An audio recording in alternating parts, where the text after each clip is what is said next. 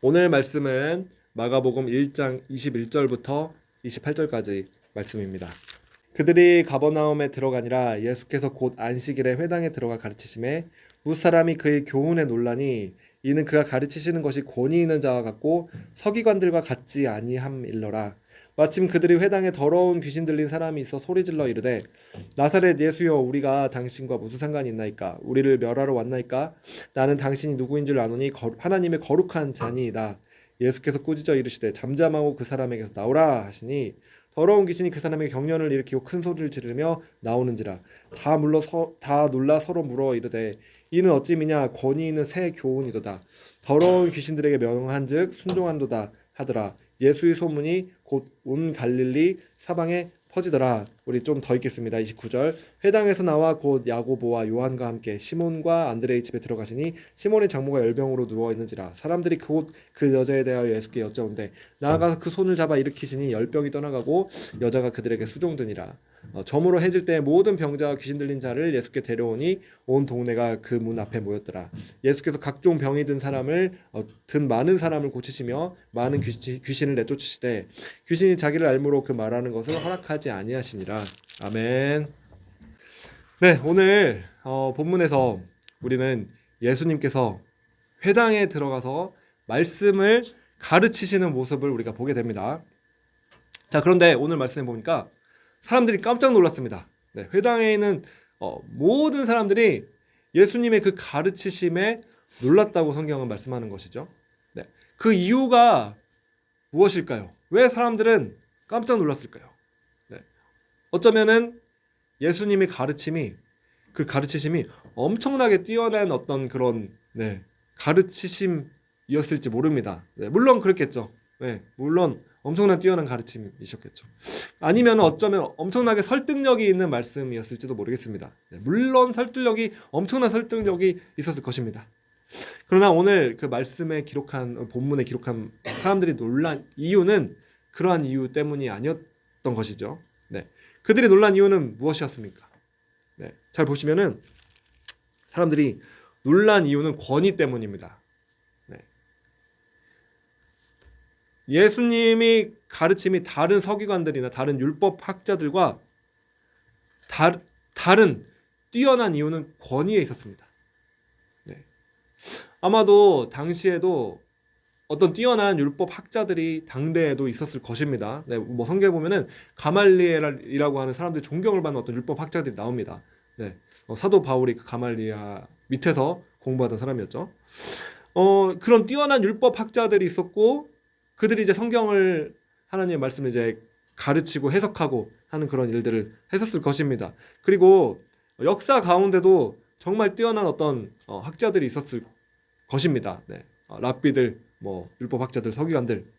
그러나 예수님께서 가르치셨을 때 예수님이 가르침은 어떤 그런 뛰어난 율법학자나 서기관들 그런 가르침과는 차원이 다른 말씀이었습니다. 네, 차원이 다른 말씀이셨고 사람들이 너무나 깜짝 놀랐었던 것이죠. 그 이유는 물론 내용도 뛰어나셨을 것이고 물론 설득력이 있었을 것이고 했을 것이지만 예수님의 권위 때문에 사람들이 놀라게 되었다고 오늘 성경은 말씀하고 있는 것입니다. 예수님이 가지고 있는 그 권위와 같은 권위는 지금까지 역사상의 누구도 어떤 사람도 가지고 있지 못했던 것이었기 때문에 그렇습니다. 자, 그렇다면 예수님께서 가르치셨을 때 어떻게 사람들은 그 권위를 느끼게 되었을까요? 네, 혹시 예수님께서 근엄한 목소리로 근엄한 톤으로 말씀하셨기 때문에 권위가 있다고 느꼈을까요? 네, 아니면 외모가 멋지거나 아니면은 고급 옷을 입었거나 그래서 사람들이 권위가 있구나 이렇게 느꼈을까요? 사실 이사야서 53장 2절 말씀에는 이렇게 말씀하고 있죠. 네, 그는 주 앞에서 자라나기를 연한 수음 같고 마른 땅에서 나온 뿌리 같아서 고운 모양도 없고 풍채도 없은즉 우리가 보기에 흠모할 만한 아름다운 것이 없도다. 네, 그리스도에 대한 예언의 말씀입니다. 네. 어떤 사람들이 흠모할 만한 어떤 고운 모양과 풍채가 없음을 이제 성경이 기록하고 있는 것이죠. 그래서 어떤 외적인 어떤 형태 때문에 사람들이 어떤 권위를 느꼈던 것은 아닐 것입니다. 네. 그렇다면 사람들은 어떻게 그 권위를, 예수님의 권위를 느낄 수 있었을까요? 네. 그것은 바로 예수님께서 하나님이 아들이셨기 때문에 그렇습니다. 네. 아멘.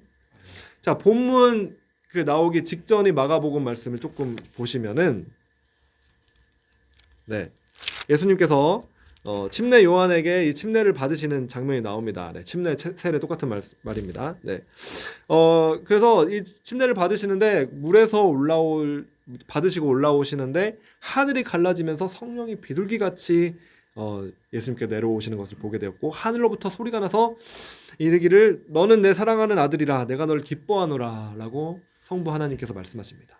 자, 성자이신 아들이신 예수님께서 계시는데 하늘이 열리며 성령님께서 정말 비둘기같이 임하시면서 성부 하나님 아버지께서 내 사랑하는 아들을 기뻐하는 자를 이렇게 선언하시는 이 삼위일체 하나님께서 그곳에 다 나타나시는 장면이 나옵니다. 네. 이 사건을 통해서 예수님께서는 완전히 하나님의 아들이심을 공인받으신 것이죠. 네. 그것을 하나님께서 선포하신 것입니다. 모든 사람들에게, 거긴 사람들에게 예수님이 하나님의 아들이시라는 그 진리를 직접 하나님 아버지께서 성령님과 함께 선포를 하시는 장면이 나옵니다. 네.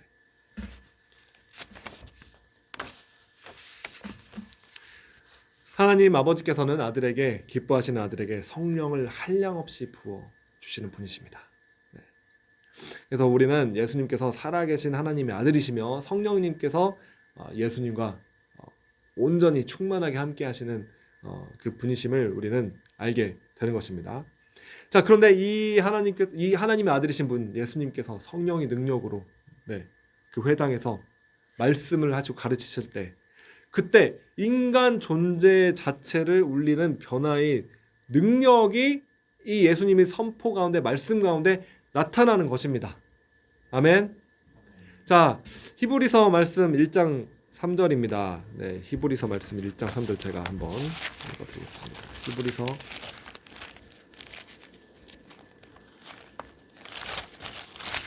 1장 3절. 이는 하나님의 영광이 광채시오 그 본체의 형상이시라. 그의 능력의 말씀으로 만물을 붙드시며 죄를 정결하게 하는 일을 하시고 높은 곳에 계신 지극히 크신 이의 우편에 앉으셨느니라. 아멘. 네. 자, 하나님께서 말씀으로 온 천지 만물을 다 지으셨습니다. 하늘과 땅에는 모든 것을 하나님께서 말씀으로 지으셨습니다. 네. 영적인 세계도 하나님께서 말씀으로 지으셨다는 것이죠. 네. 그리고 우리 눈에 보이는 세계들도 하나님께서 말씀으로 지으셨습니다. 말씀으로 짓지 아니하신 그런 것은 아무것도 없습니다. 말씀으로 다 지으셨죠. 그리고 뿐만 아니라 히브리서 1장 3절에 보면은 그 말씀으로, 그 능력의 말씀으로 만물을 붙잡고 붙들고 유지하고 계신다는 것을 우리는 깨닫게 됩니다. 자, 지금 보이는 성경책, 성경책 아니면은 볼까요? 네. 자, 이런 리모컨이 있는데 이 리모컨이 지금 이 형체를 유지하고 존재할 수 있는 이유는 바로 말씀, 하나님의 말씀으로 이 리모컨을 붙잡고 있기 때문에 그렇습니다. 네. 하나님이 이 모든 자연 만물 가운데 법칙을 존재하게 하셨고, 그 말씀으로 그 법칙을 존재하게 하신 것이죠. 네. 중력 같은 법칙, 작용, 반작용, 그런 법칙들, 모든 그런 법칙들은 하나님의 말씀에 순종하며 따르며 온 우주 자체가 질서를 유지하며 하나님의 말씀에 순종하며 그렇게 유지가 되는 것입니다. 네, 저와 여러분도 마찬가지입니다. 저와 여러분이 지금 살아있는 이유는, 숨을 쉬고 존재할 수 있는 이유는 하나님께서 말씀으로 우리를 붙잡고 계시기 때문에 우리는 존재하는 것이죠. 주님께서 붙잡지 않으시면은 모든 것은 다 원자, 분자보다 더 작은 단위로 분해돼서 다 우주 가운데 흩어지고 말 것입니다. 네, 그래서 모든 지금 존재들이 다 존재하는 이유는 예수님께서 말씀으로 유지하고 계시기 때문에 존재한다 라고 히브리서 말씀이 말씀하고 있는 것입니다. 믿으십니까? 네. 그래서 여러분, 이 말씀 그 자체가 생명입니다, 여러분. 네. 말씀이 없이는 생명이 존재할 수가 없습니다. 하나님의 말씀은 사람들이 생명의 빛이라고 또 요한복음에 말씀하고 있죠. 그래서 우리에게 풍성한 영원한 생명을, 충만한 생명을 주님께서는 우리에게 주시기를 위해서 오셨습니다. 네, 우리에게 충만한 생명을 부어주시기를 위해 오셨고, 생명 그 자체이신 말씀이신 예수 그리스도 그 자신을 우리에게 다 주신다는 것이죠. 네.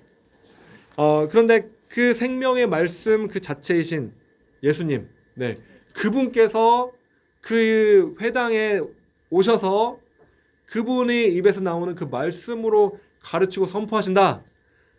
이거는 모든 다른 모든 권위나 권세 위에 계시는 그 권세이신 그 말씀이 선포되는 것입니다. 네, 모든 법칙도 다 그분의 말씀 밑에 순종하는 것이죠. 존재 자체가 그분의 말씀 밑에 순종할 수밖에 없습니다. 그러한 권위를 가지신 분이 바로 하나님 말씀입니다. 왜냐하면 모든 것이 근원이 되고 근본이 되신 분이 바로 말씀이신 예수님이기 때문에 그렇습니다. 네. 그래서 예수님께서 그 말씀을 선포하실 때 이 인간들도, 사람들도 그 사람을 유지하고 있는, 구성하고 있는, 붙잡고 있는 형태를 유지할 수 있도록 하시는 그 말씀 그 자체이신 그분이 말씀을 선포하실 때 그 권위를 느끼고 그 앞에 진동할 수밖에 없다는 것입니다. 율법학자들은 아무리 뛰어나고 학식이 있는 사람들이라고 할지라도 다만 성경을 가르치고 해석할 뿐이었습니다. 그러나 주님께서 선포하시는 말씀, 주님의 말씀은 모든 만물이 기반 그 자체를 흔드는 말씀이신 것입니다. 히브리서 4장 12절 말씀입니다. 하나님의 말씀은 살아있고 활력이 있어 좌우의 날선 어떤 검보다도 예리하여 혼과 영과 및 관절과 골수를 찔러 쪼개기까지 하며 또 마음의 생각과 뜻을 판단하나니. 아멘.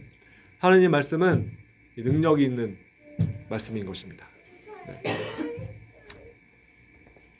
그렇기 때문에 이 능력 있는 말씀이 선포되었을 때 회당에 있는 모든 사람들이 그 예수님의 권위를 느끼게, 자연스럽게 느낄 수밖에 없게 된 것입니다.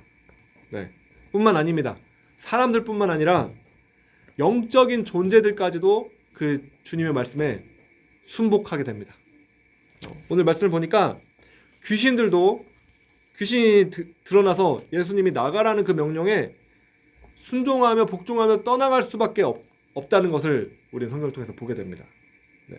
사람들은 그 일을 보면서 더 놀라게 됩니다. 네. 귀신이 주님의 말씀 앞에서 영적인 존재까지도 주님의 그 권위 밑에 순복할 수밖에 없다는 것이죠. 모든 권위 위에 뛰어난 권위를 예수님은 가지고 계시고 그 권위를 말씀으로 선포하시는 것입니다. 그래서 마가복음 1장 27절 보니까 네, 사람들이 너무 놀라서 이제 이렇게 수군대는 것이죠. 네, 다 놀라 서로 물어 이르되 이는 어찌미냐 권위는 새 교훈이로다. 더러운 귀신들에게 명한즉 순종한도다 하더라. 바로 이렇게 예수님 말씀은 권위가 있었습니다. 네. 보통 권위가 아니라 온 우주의 모든 만물과 모든 물질들, 모든 생물들, 그리고 모든 영적인 존재들까지도 모두 다 그 말씀 앞에 굴복할 수밖에 없는 그 권위가 있다는 것입니다. 네. 오늘날 교회인 저와 여러분은 바로 이토록 온 우주의 모든 권위 위에 뛰어나신 그 권위이신 예수님의 말씀을 가진 자들입니다. 네. 이 말씀이 보통 말씀이 아니라는 것이죠. 네. 그런데 문제는 우리 삶에 왜 그토록, 우리 입술에 그토록 왜 권위가 없을까요? 네. 왜 그토록 힘이 없을까요? 부활하신 예수님께서는 분명히 제자들인 우리에게 이렇게 말씀하셨습니다. 마태복음 28장 18절 말씀 보면은 예수께서 나와 말씀하여 이르시되 하늘과 땅의 모든 권세를 내게 주셨으니 그러므로 너희는 가서 모든 민족을 제자로 삼아 아버지와 아들과 성령의 이름으로 세례를 베풀고 내가 너희에게 분부한 모든 것을 가르쳐 지키게 하라. 볼지어다 내가 세상 끝날까지 너희와 항상 함께 있으리라 하시니라. 아멘. 자, 모든 권세, 하늘과 땅의 모든 권세를 받으신 예수님께서 우리와 함께 하십니다. 지금 이 시간 우리와 함께 하시는 줄로 여러분 믿으시기 바랍니다. 네. 그런데 그 주님께서 교회인 저와 여러분을 향해서 그 권위를 위임해 주시면서 이렇게 말씀하시는 것이죠. 가라. 네. 자, 성경의 그 19절 보니까 그러므로 너희는 가서 가라. 가서 우리를 보내 주시는 것입니다. 네. 주님께서는 우리를 이 땅 가운데 우리를 보내시는 분이십니다. 네. 그리고 우리를 보내실 때는 그냥 보내는 것이 아니라 우리가 우리의 이름으로 우리 마음대로 행하는 것이 아니라 주님의 이름으로 주님의 일을 하도록 우리를 보내신다는 것입니다. 네.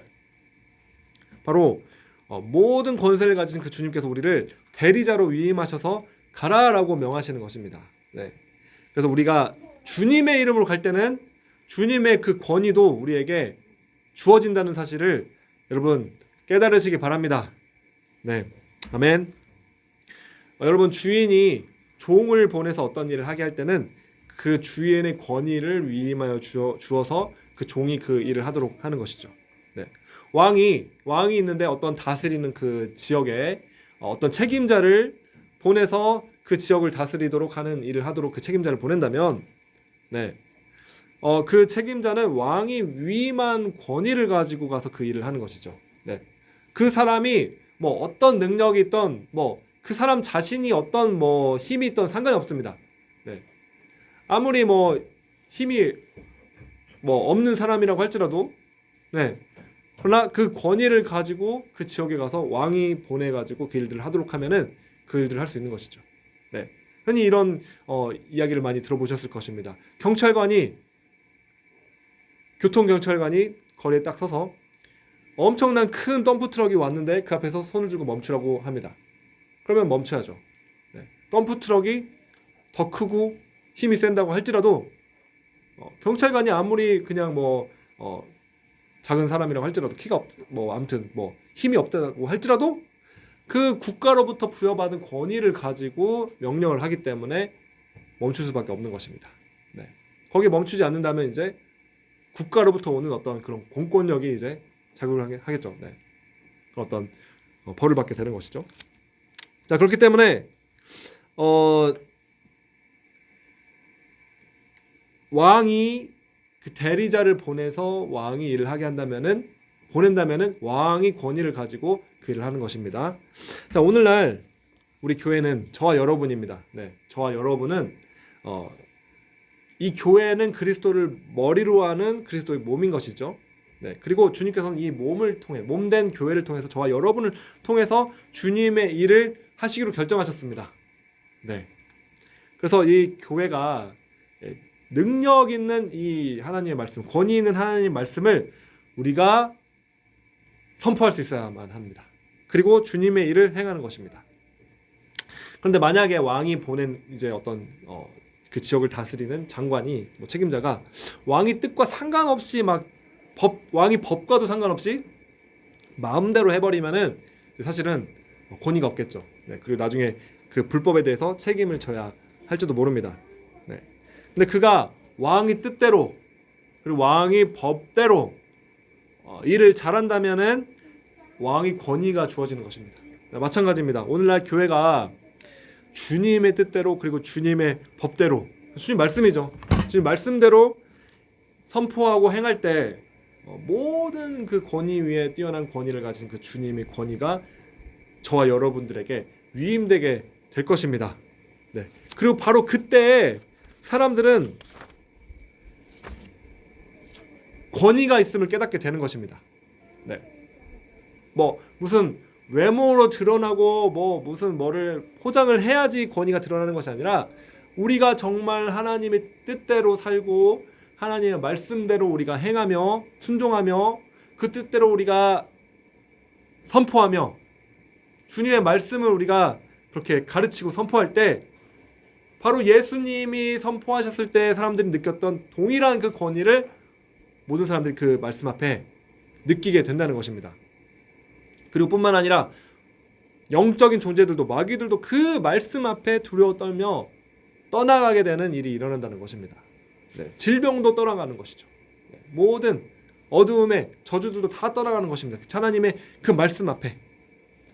자, 그러므로 여러분 하나님의 말씀을 전하고 선포한다는 것은 단순한 어떤 정보 전달이나 지식 전달을 뛰어넘는 것입니다. 네. 물론 정보나 지식도 포함되고 있는 그 내용도 포함하고 있겠지만 그것을 뛰어넘는 이 권위 있는 온 우주가 그 질서 밑에 순복하는 그 권위이신 주님의 말씀을 선포한다는 것입니다. 네. 그래서 여러분 왕 대신 온 우주의 왕이신 모든 권위의 권위자이신 바로 그 주님의 뜻을 이해하고 또 그 법을 우리가 순종하며 선포하며 살아가는 자들이 누구이겠습니까? 네, 저와 여러분인 것이죠. 네, 저와 여러분이 그러한 자들이 되기를 원합니다. 네, 그것이 바로 교회의 부르심입니다.